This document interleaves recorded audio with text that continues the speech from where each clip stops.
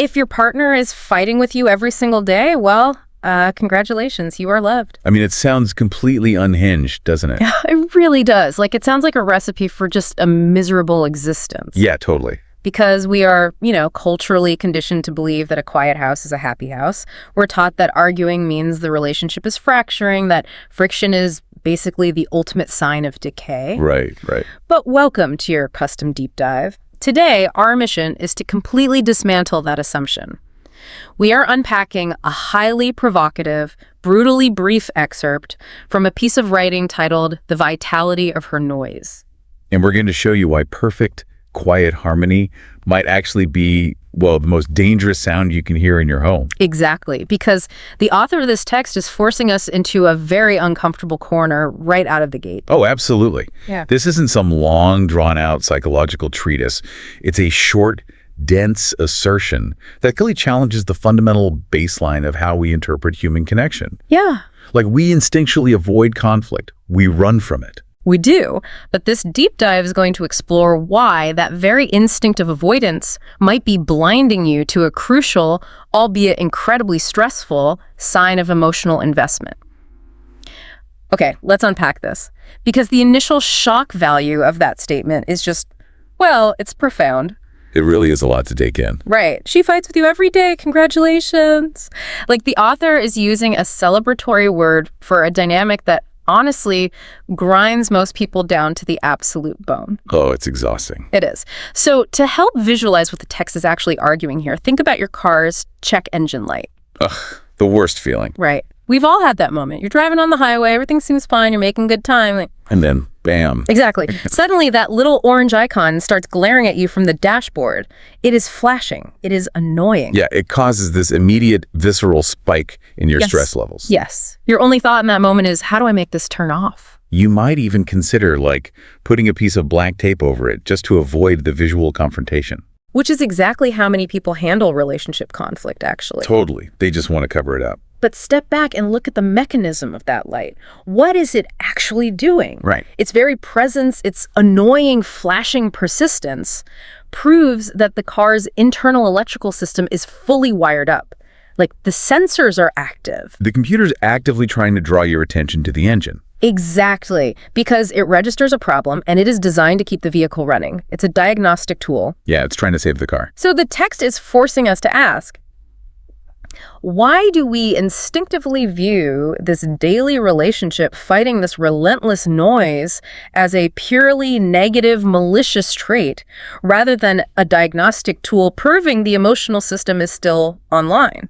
What's fascinating here is the sheer energy economy of what the author is describing. Oh, the energy economy, yeah. Because we have this societal idolization of the perfectly peaceful home, right? Where voices are never raised, where partners just smoothly, frictionlessly coexist. Right, the dream. But the text frames this noise, the nagging, the pushing, the challenging, not as toxicity, but as a byproduct of active, forceful participation. It takes a tremendous amount of caloric and emotional energy to fight with someone every single day. Oh, I mean, it is exhausting just to think about sustaining that level of conflict. But look at the title of the piece, The Vitality of Her Noise. Vitality. Exactly. Vitality literally means life force. It means a pulse. It means blood is actively pumping through the veins of the relationship. Oh. It might be elevated due to stress. The blood pressure might be through the roof, but the pulse is there. The noise is proof of life. Because you simply do not expend that kind of daily agonizing energy on an environment or a person that you are entirely indifferent to. Apathy requires zero energy. Friction requires thousands of emotional calories. Right. But let me push back on this premise just a bit, though. Sure. Because if you were listening to this right now and you are currently in a dynamic where the daily arguing is wearing you out, you are probably rolling your eyes at us. Oh, completely. You might be thinking, you don't understand. She doesn't love me. She just likes to fight. Is it really just about being loved? Or is it about a lack of control? That's a great point. Because it can feel like micromanagement. It can feel like unchecked anger. Is it really fair to rebrand someone constantly picking fights as love? It's the most natural, skeptical response in the world. It looks exactly like a control issue on the surface. Yeah. You see someone relentlessly demanding that the environment or the partner bend to their will. But we have to look at the mechanism of control. Like, why does a human being suddenly feel the desperate need to control their partner? Right. Where is that coming from? The text gives us the exact emotional coordinate. It explicitly describes the woman making the noise as being scared of losing the relationship. Scared of losing it. Exactly. Control isn't the root. Control is a crude management strategy to prevent an unpredictable negative outcome. So the anger, the fighting is essentially acting as a cover for something much more vulnerable. Anger is almost always a bodyguard for fear. Ooh, a bodyguard for fear. I like that. Yeah, and the text links the noise to a partner who is still invested. Huh. The noise isn't random rage. Yeah. In this framework, the noise is literally the sound of terror. Wow. Okay. Imagine a scenario where someone is drowning in the ocean. Right. They don't, politely tread water and gently tap the lifeguard on the shoulder. No, of course not. They thrash, they splash violently, they kick, they scream, they pull at anything near them. Total chaos. Exactly. They make a tremendous amount of chaotic, dangerous noise because their central nervous system is entirely consumed by the terror of going under. And if the lifeguard swam out there and took that thrashing personally, like if they viewed it as a physical attack, they would entirely miss the point of the interaction. They would miss the fact that it's a desperate, uncoordinated plea for survival. Yeah. The text is asking you to view the daily fighting through that exact same lens. It transforms an adversarial fight into an expression of desperate attachment. So they aren't just fighting with you. No, they are fighting with you, yes. But fundamentally, they are fighting for the relationship's survival. That is a huge distinction. They are so deeply invested in the outcome that the mere thought of the bond snapping generates internal panic.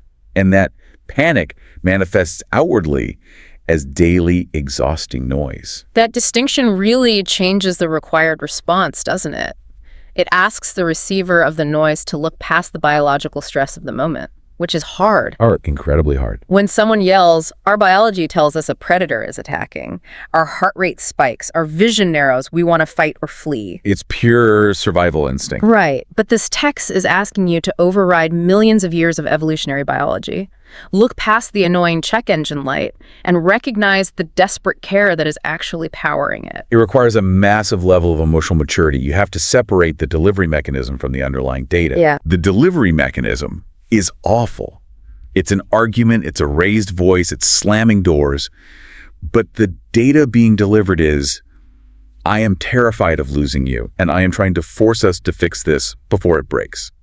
The word invested in the source material is really doing so much heavy lifting here. Absolutely. Think about the mechanics of financial investment. Like if you put your entire life savings into a single volatile stock, you do not just quietly ignore it. No way, you're glued to the screen. Right. You watch the ticker every single hour. You panic when it dips a fraction of a percent. You get stressed. You get loud. You might yell at the financial news playing on the television. Yeah, you're a mess. And you do all of that because you have massive skin in the game. If you didn't have a single dollar invested in that company, you wouldn't make a sound. It could go bankrupt tomorrow and you would sleep perfectly fine. The anxiety is the receipt of the investment. You cannot have deep emotional investment without simultaneously carrying the vulnerability to fear. And according to this text, you cannot carry that acute fear without it generating some level of behavioral noise. The friction is basically the tax you pay on an active connection. Okay, here's where it gets really interesting, though. Because as much as this text forces us to reevaluate the chaotic, thrashing nature of noise, it makes a sharp, completely jarring pivot to the ultimate contrast. It does. It forces us to look at the total absence of that noise. Going back to our car analogy, if the daily fighting is the annoying, flashing check engine light, the silence that the text describes isn't the sign of a magically fixed engine. Far from it. It's the battery being completely disconnected in the middle of the night. Yes. The dashboard doesn't just stop flashing, it goes entirely, permanently dark. The text creates this incredibly stark contrast between the noise of the invested, scared partner and the silence of the partner who has stopped fighting altogether. If we connect this to the bigger picture, we hit the final and frankly the most chilling revelation of the text. The author states that this silence means she has already checked out. Checked out. Yeah. Let's look at how that actually happens biologically and psychologically. How does someone go from drowning and thrashing to sudden total stillness? Right, because they don't just decide to stop caring on a random Tuesday afternoon. There has to be a mechanism for that shift. The mechanism is nervous system burnout. Burnout. Okay. A human being cannot sustain the fight or flight response indefinitely. Eventually, if the thrashing doesn't result in rescue, if the check engine light flashes for thousands of miles and the driver just ignores it, the system gives out to conserve energy. Wow. The body fundamentally shifts from panic to apathetic surrender. Apathetic surrender. Yeah. We talked earlier about how society praises the quiet relationship. We all know that couple who proudly declares at dinner parties, oh, we never, ever fight. We are totally conflict-free. Right, and everyone is secretly jealous of them. Exactly. We are conditioned to view that as the absolute gold standard of relational health.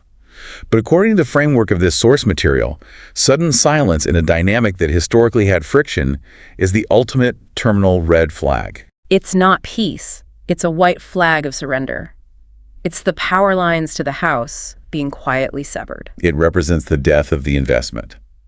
If the noise was the sound of a desperate fear of loss, then the silence is the sound of that fear entirely evaporating. So they aren't scared anymore. Right.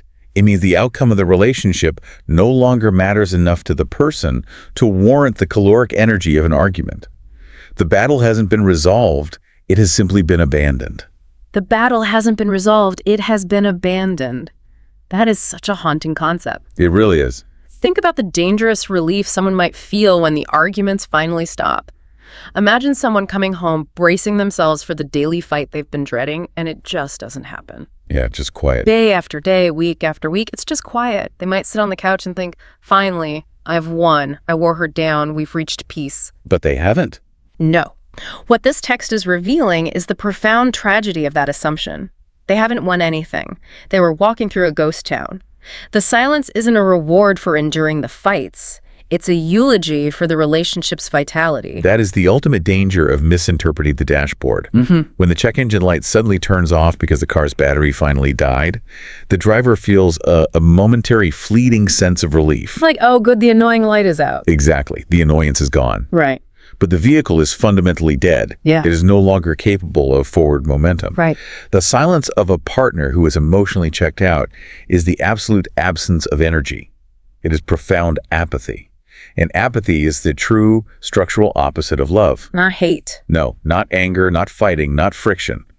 The opposite of love is a total, silent, unbothered indifference to whether the person stays or goes. It completely redefines what a threat to a relationship actually looks like. The threat isn't the raised voice. The threat isn't the slammed door or the heated Tuesday night argument over the dishes. The threat is the quiet packing of emotional bags. Yeah. It's the internal silent realization in your partner's mind where they think, I am no longer scared to lose this person because in my head, I already have. Which is exactly why the author starts with that jarring congratulatory tone.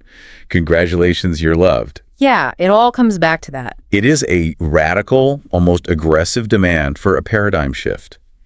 It is begging the reader to recognize the messy, noisy, profoundly uncomfortable proof of love while it is still there. Before it's too late. Because the alternative, the clean, quiet, frictionless silence of apathy, is a terminal diagnosis. So to pull all these psychological threads together for you, the core insight we are looking at here is completely counterintuitive to everything we're taught about modern romance. Oh, really? The vitality of her noise argues that daily fights, the friction, and the relentless noise are actually paradoxical indicators of deep emotional investment. They are the clumsy, exhausting manifestations of a profound fear of loss. Meanwhile, the silence, the very thing we often desperately strive for in moments of conflict, is actually the definitive marker of a partner who is emotionally checked out, conserved their energy, and silently abandoned the connection. It demands that we look past our own biological discomfort with conflict. It challenges us to look at our partner's thrashing not as a personal, malicious attack meant to ruin our day, but as a desperate, exhausting attempt to keep the two of you afloat. So what does this all mean? How do you actually apply a text this short, but this heavy, to your real life? Right. How do we use this? It means that this framework can completely change how you interpret the most frustrating, noisy moments in your own interpersonal dynamics. If you are listening to this right now, it suggests that the next time you encounter that noise, the nagging, the arguing, the friction that makes you want to just walk out of the room. And you will want to walk out. Oh, you definitely will. But instead of immediately throwing up your defensive walls or wishing for the silence to return, you might actually force yourself to pause. You might look at that flashing check engine light and find a strange, difficult sort of gratitude, Yeah. because it means the system is still alive. It means someone, despite the exhaustion, is still fiercely fighting for you, even if it feels in the moment like they are only fighting with you. It really shifts the entire landscape of conflict. It does. But, it also leaves us with a lingering, incredibly important puzzle. A final thought to take with you as we wrap up this exploration. Okay, what is it? Well, if sudden silence is the true sound of a partner who has secretly checked out and permanently abandoned the emotional battlefield, how do we learn to distinguish between the healthy, secure silence of true, hard-won peace and the terminal, chilling silence of an abandoned connection? Wow. Because if we misread the silence, we might just be sitting comfortably in a house that is already burned to the ground.